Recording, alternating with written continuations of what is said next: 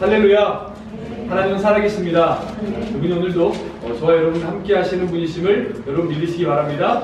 이제 앞뒤 좌우로 인사합시다. 앞뒤 좌우로 인사하는 거예요. 하나님 당신을 참 사랑하십니다. 하나님 당신을 참 사랑하십니다. 네, 그리고 이렇게 인사하는 거예요. 하나님이 당신을 통해 놀라운 일을 이루실 겁니다. 자, 여러분 하나님은 저와 여러분들의 삶 속에 결과도 보시지만 결과보다도 과정을 먼저 보시는 분이심을 기억하시기 바랍니다.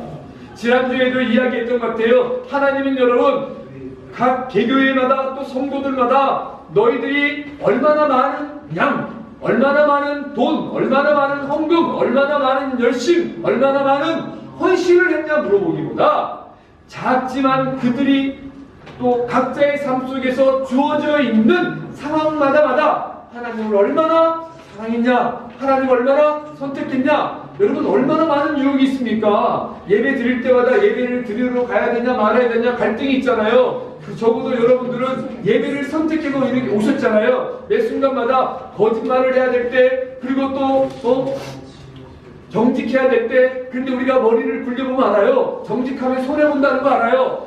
그리고 여러분 눈에 보이는 건 먼저잖아요. 점수가 내에 찾아오고 나에게 유익이 있는 건 당장 일어날 수 있지만 하나님은 안 계신 것 같아요. 그런데 여러분들이 그때마다 하나님 편에 서는 거예요. 정직함의 길을 선택하는 거예요. 손해볼 수도 있죠. 그 길을 걸어가는 것입니다. 그것이 예수 그리스도의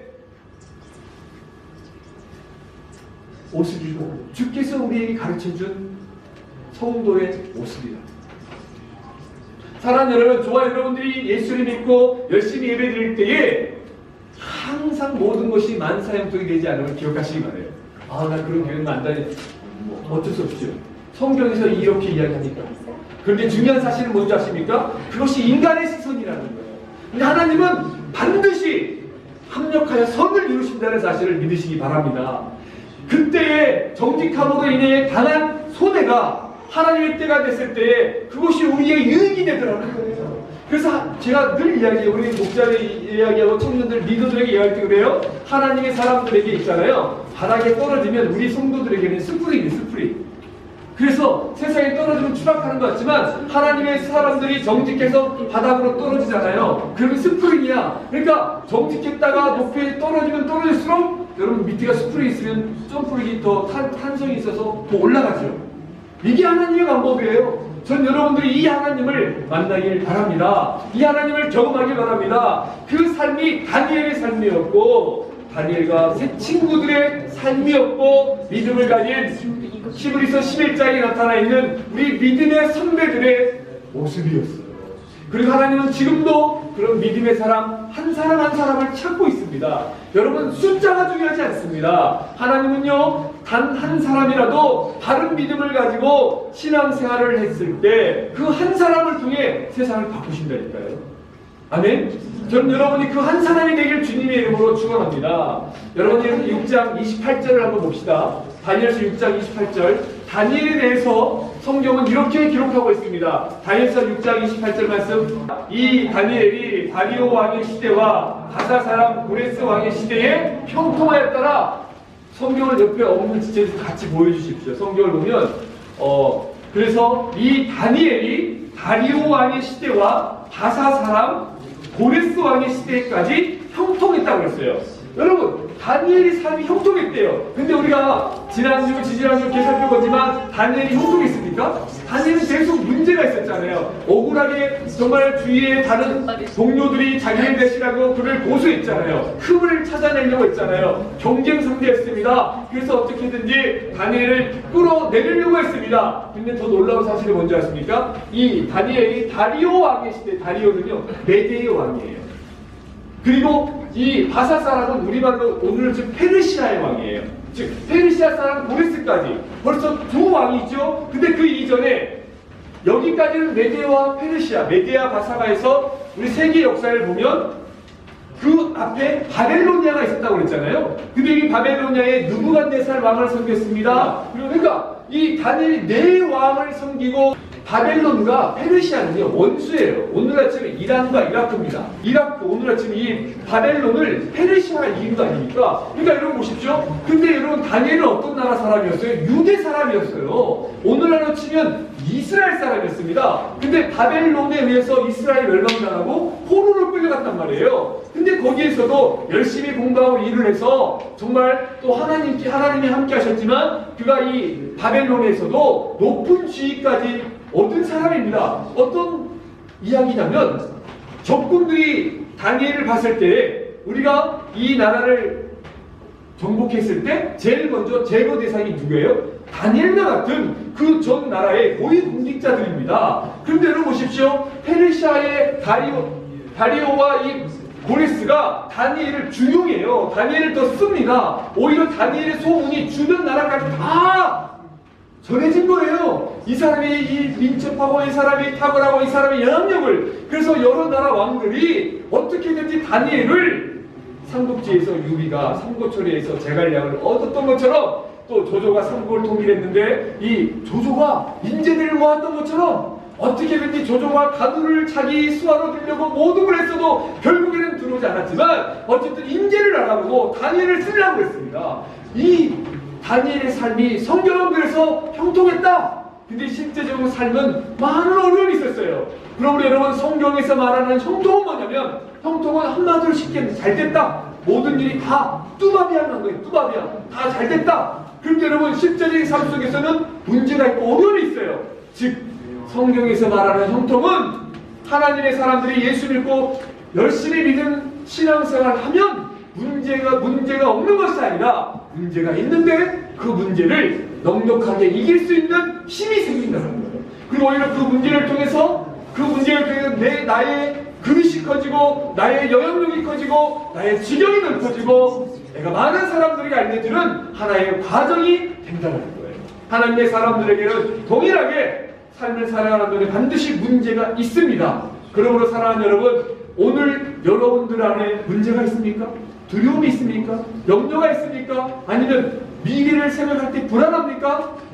그러면 기억하십시오. 내가 주 안에서 바르게 나아가고 있는데 이런 문제가 있다는 것은 하나님이 나의 삶을 통해서 나의 지경을 넓히고 나를 더 깊이 있게 내 그릇을 넓히고 내가 더 높이 성장할 수 있는 하나의 계기구나. 지금 형통의 과정이구나. 사랑하는 여러분, 이 형통이 저와 여러분과 함께 있음을 믿으시기 바랍니다. 그러면요, 다니엘은 어떻게 형통의 길을 걸을 수 있었을까? 아니, 다니엘은 그가 어떤 은사가 있었길래, 그에게 어떤 딸랑이 있었길래 그의 삶 속에서 이렇게 분별하고 이 상황을 이겨낼 수 있을까? 인내할 수 있었을까? 견딜 수 있었을까?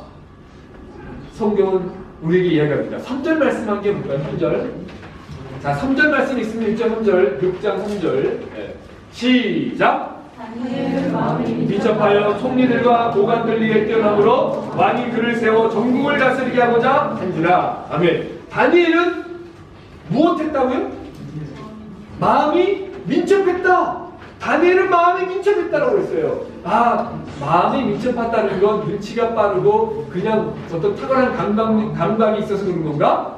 아니라 히브리어 언어에 이 마음이 민첩했다라고 기록된 말은요, 영이 탁월했다.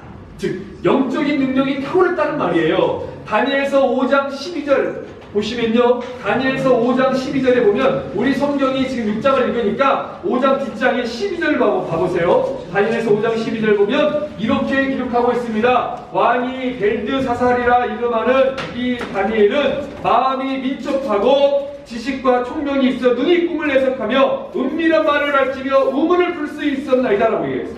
왕이 벨드사살이라, 벨드사살이 다니엘 원래 이름이에요. 근데 그가 뭐예요? 다니엘은 마음이 민첩했다. 근데 지식과 총명이 있어 눈이 꿈을 해석하고 은밀한 말을 밝히며 우문을 풀 수 있었다. 이걸 누가 하는 거예요? 하나님이 하시는 거죠. 즉 뭐냐면 다니엘은 그런 꿈을 해석하라든지 여러 가지 일들을 할 때 영적인 능력이 탁월해서 하나님이 주시는 영으로 그것들을 해석하고 풀어낼 수 있었다는 거예요. 마치 우리가 전쟁인 적으로 그러시죠.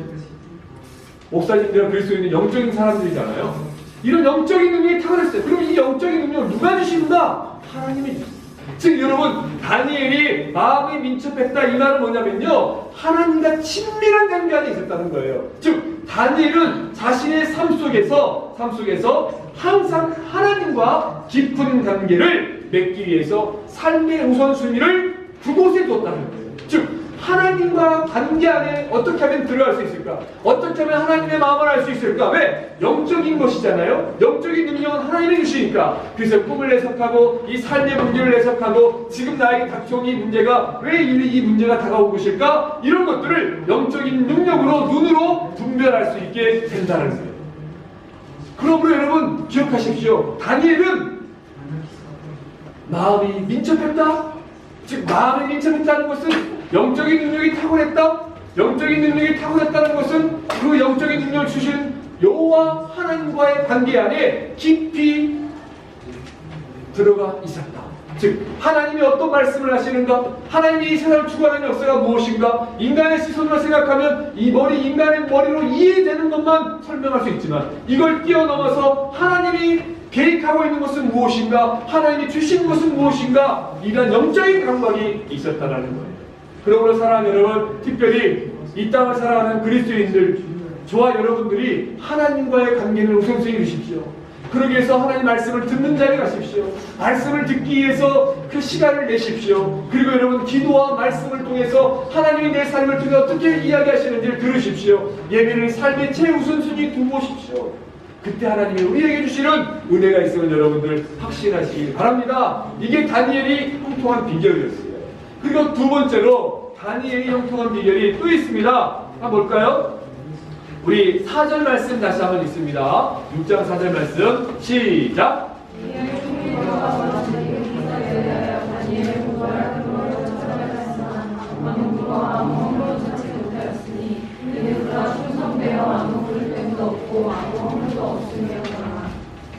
이에 총리들과 고관들이 국사에 대하여 다니엘을 고발할 근거를 찾았어요. 그런데 아무 헌물을 찾지 못했다. 이유는 뭐냐면 그가 뭐했다? 그가 어떤 사람이었기 때문에 충성되었다. 즉 다니엘은 충성한 사람이에요. 충성된 사람이었어요. 여기서 말하는 충성이란 단어 의미가 뭐냐면요, 믿음을 의미해요. 믿음, 신뢰. 이 충성이란 단어 자체가 믿음과 신뢰를 의미합니다. 즉 이 충성할 수 있는 거예요. 하나님을 믿고 하나님 앞에 충성한 거예요. 하나님만을 신뢰하는 거예요. 여러분, 다니엘 세계관은요, 모든 세상 역사를 누가 주관해? 하나님이. 그러므로 다니엘이 지금 여기에서 이 느부갓네살을 섬기고 바벨론을 섬기고 다리오와 고레스를 여러 나라를 섬길 때 이 상황으로 누가 인도한 거예요? 하나님. 세상 역사를 주관하시는 분이 하나님이기 때문에 하나님이 다니엘을 이곳 가운데 보내셨고 이곳에서 하나님을 섬길 수 있도록 허락하셨다는 것이 다니엘의 신앙 고백이었어요. 왜? 다니엘은 세상 역사를 하나님이 주관하시면 알았으니까. 그리고 다니엘 여러분 이사야 선지자를 통해서 우리가 잘 아는 것처럼 예레미야를 통해서 바벨론으로 포로로 끌려가라 70년 후에 너희들이 돌아올 것이다 이 예언을 들었어요. 그래서 여러분 다니엘이 느부갓네살 왕의 진미와 포도주를 먹으라고 했을 때에 그걸 거부할 수 있었던 이유가 뭐냐면 그것이 신처럼 섬기겠다는 것을 포기할 수 있었던 이유가 뭐냐면 다니엘은 왕보다 하나님을 더 섬기고 하나님이 느부갓네살을 섬기라고 바벨론으로 보내셨기 때문에 이 상황에서 내가 제사를 다하는 것이라는 거예요. 즉 어떤 사람이 충성할 수 있어요? 하나님을 믿는 사람, 하나님을 신뢰한 사람이 충성할 수 있는 것입니다. 여러분 기억하십시오. 우리 예수 그리스도를 믿는 사람, 구원받은 사람들은 맡겨진 일에서 최선을 다하며 충성해야 돼요. 그것이 사람한테 충성하는 것이 아니라 하나님이 보고 계십니다. 그래서 여러분 사람들이 보든 안 보든 간에 주어진 상황에서 내가 할 수 있는 일을 정직하고 최선을 다해서 노력하는 거예요. 다니엘은 그랬더라는 거예요. 그래서 주위의 사람들이 안 거예요. 이게 충성입니다. 이게 충성입니다. 정직한 자의 형통을 이루어가신다는 사실을 기억하시기 바랍니다. 이것이 충성된 자의 당연한 모습입니다. 그래서 여러분 다니엘은 그 삶 속에서 주어진 일에 최선을 다했습니다. 충성했습니다. 그가 누부갓네살과 벨사살과 그리고 다리오와 그리고 고레스 왕, 이 황제들을 섬기는 위대한 하나님의 사람이 되었을 뿐만 아니라 이 다니엘을 통해서 하나님을 알지 못했던 주변의 왕들이 여호와 하나님을 알게 되고 신뢰하는 과정까지 나아가게 됐다는 사실을 여러분 기억하시길 바랍니다. 이겁니다. 마음이 민첩했고 충성했다. 이번 한 주 저와 여러분의 삶 속에서 다니엘처럼 마음이 민첩하길 바랍니다. 충성된 자가 되길 바랍니다. 그때 하나님의 역사가 저와 여러분의 삶 속에서 나타나게 될 줄 믿으시기 바랍니다. 기도하겠습니다.